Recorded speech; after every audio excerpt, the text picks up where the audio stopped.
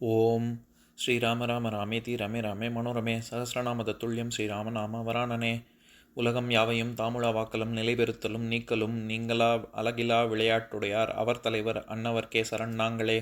எத்திர எத்திர ரகுநாத கீர்த்தனம் தத்திர தத்திர கிருத்தமாஸ்தகாஞ்சலிம் வாஷ்பவாரி பரிபூர்ணலோச்சனம் மாருதிம் நமது ராட்சசாந்தகம். அஞ்சிலே ஒன்று பெற்றான் அஞ்சிலே ஒன்றை தாவி அஞ்சிலே ஒன்று ஆறாக ஆரியர்க்காக ஏகி அஞ்சிலே ஒன்று பெற்ற அணங்கை கண்டு அயலாரூரில் அஞ்சிலே ஒன்றை வைத்தான் அவன் எம்மை அழித்துக் காப்பான். இன்னைக்கு நம்ம கம்பராமாயணத்துல பாலகாண்டத்துல கார்முக படலத்துல 61வது பாடல் பார்க்க போறோம். மாத்திரை அளவில் தாழ்மடுத்து முன்பையில் சூத்திரம் இது என தோளின் வாங்கினான். ஏத்தினர் இமையவர் இழிந்த பூமழை வேத்தவை நடுக்குற முறிந்து வீழ்ந்ததே. இதுதான் பாட்டு. இப்ப நம்ம பதம் பிரிச்ச பொருள் பார்க்கலாம்.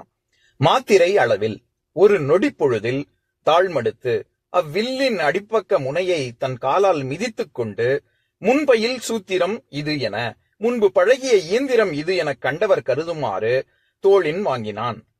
அந்த ராமன் தன் தோள் வலியால் அதனை வளைத்தான். அப்போது இமையவர் தேவர்கள் ஏத்தினர் ராமனை புகழ்ந்தார்கள். பூமழை இழிந்த மலர்மழை வானத்திலிருந்து பொழிந்தது. வேத்து அவை அந்த அரச சபையினர் நடுக்குற நடுநடுங்கும்படி முறிந்து வீழ்ந்தது. இடையே முறிந்து கீழே விழுந்து விட்டது. இப்ப நம்ம இந்த பாட்டுல இருக்கக்கூடிய நயங்களை பார்க்கலாம்.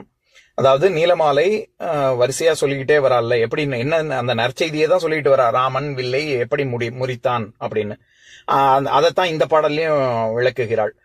எப்படி அப்படின்னா, மாத்திரை அளவில் தாழ்மடுத்து அப்படின்னா, மாத்திரை முதல்ல மாத்திரைனா என்ன அப்படிங்கறத பார்க்கலாம். நம்ம எல்லாம் பொதுவா சொல்லுவோம், அதாவது ஒரு கால அளவை தான் மாத்திரை, ஒரு கனப்பொழுது அப்படின்னு. இது நான் இந்த மாத்திரைங்கிற சொல்லு கேட்கும் பொழுது எனக்கு இந்த எப்பவுமே தமிழுக்கும் சமஸ்கிருதத்துக்கும் விரோதம் அப்படின்னு சொல்லி திராவிட கோஷ்டிகள்லாம் சொல்றாங்களே, அது எவ்வளவு தவறு அப்படிங்கிறது இந்த மாத்திரைங்கிற சொல்லல இருந்தே தெரியும்.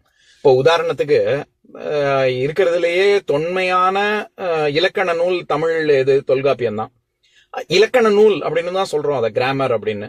அந்த இலக்கணத்தையே நம்ம ஏன் இலக்கணம்னு சொல்றோம் அப்படின்னா, லகரத்துல முதல்ல தமிழ் சொல்ல ஆரம்பிக்கவே ஆரம்பிக்காது. அதனாலதான் இலாபம் இலக்குவன் அப்படின்லாம் சொல்றோம். சமஸ்கிருதத்துல லக்ஷணா அப்படிங்கறத தான் தமிழ் படுத்தி அது இலக்கணம் அப்படின்னு வந்திருக்கு. அந்த மாதிரி மாத்ரா அப்படிங்கிறது, மாத்ரா அப்படின்னா அது சமஸ்கிருத சொல்.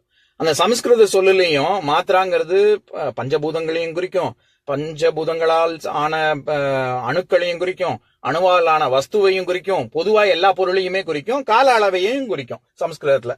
அந்த மாத்திரை அப்படிங்கிற சொல் தான் தமிழ் படுத்தி மாத்திரை அப்படின்னு வந்திருக்கு. அதனால நம்ம இங்க தமிழ்லயும் ஒரு கால அளவு சொல்றோம்ல, குறில், அதாவது குறிலுக்கு ஒரு மாத்திரை, நெடிலுக்கு 2 மாத்திரை, மெய் எழுத்துகளுக்கும் ஆயுத எழுத்துக்கும் அரை மாத்திரை அப்படின்னு சொல்றோம்ல, அந்த கால அளவைத்தான் குறிக்கும் தமிழ்ல.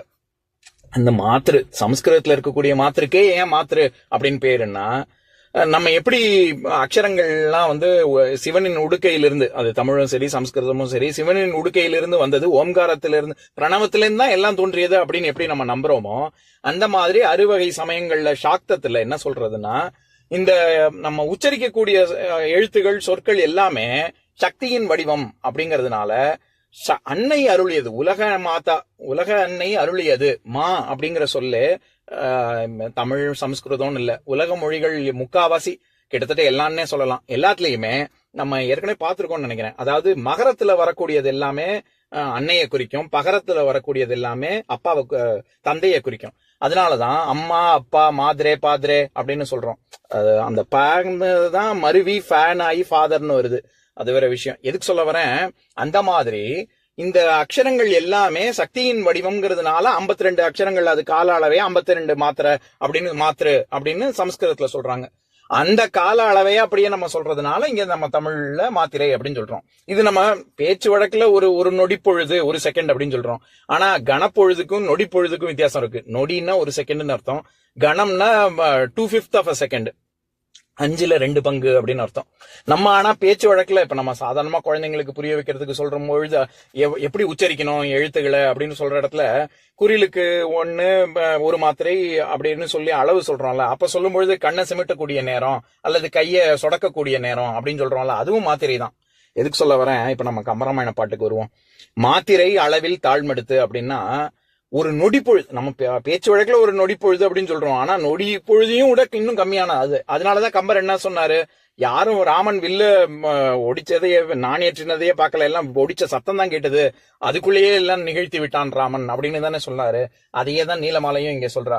மாத்திரை அளவில் தாழ்மடுத்து, தாழ்னா அடிப்பகுதி, வில்லின் அடிப்பகுதியை மிதித்து முன்பையில் சூத்திரம் இது என்ன, இது ஏற்கனவே இவன் பண்ணிருக்கான். இப்ப நம்ம ஏற்கனவே பிராக்டிஸ் பயிற்சி இருந்தா தானே நமக்கு அது அதுல தேர்ச்சி நமக்கு கிடைக்கும்.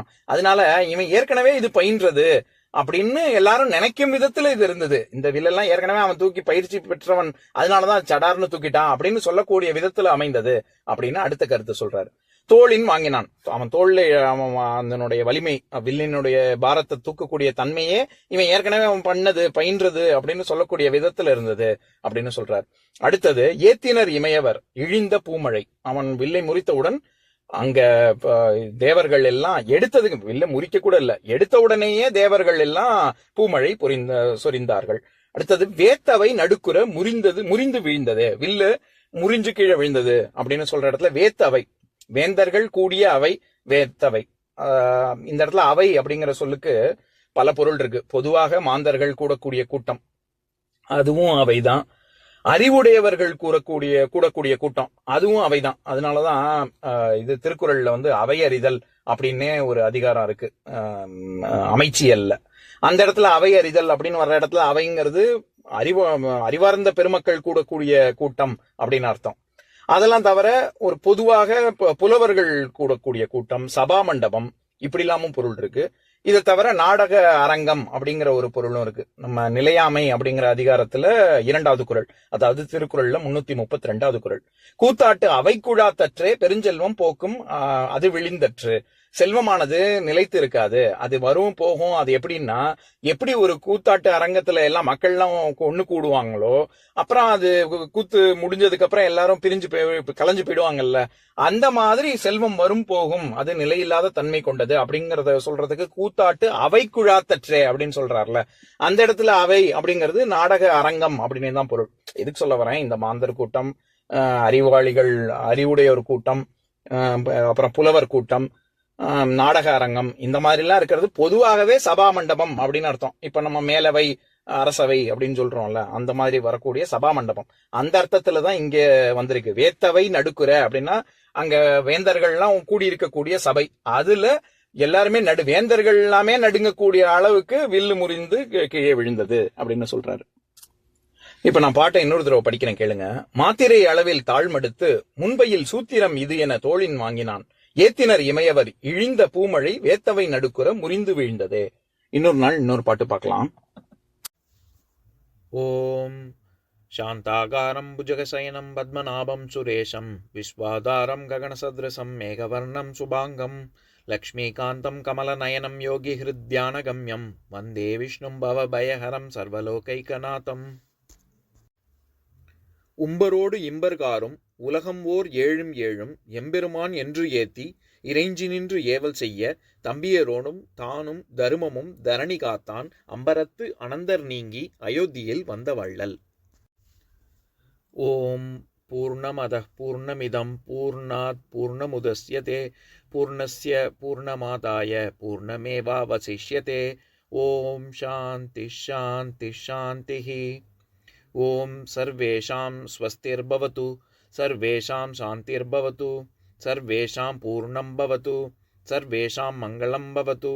ஓம் சாந்தி சாந்தி சாந்திஹி. ஓம் சர்வே பவந்து சுகினஹ சர்வே சந்து நிராமயாஹ சர்வே பத்ராணி பஷ்யந்து மா கஷ்சித் துக்கபாக் பவேத். ஓம் சாந்தி சாந்தி சாந்திஹி.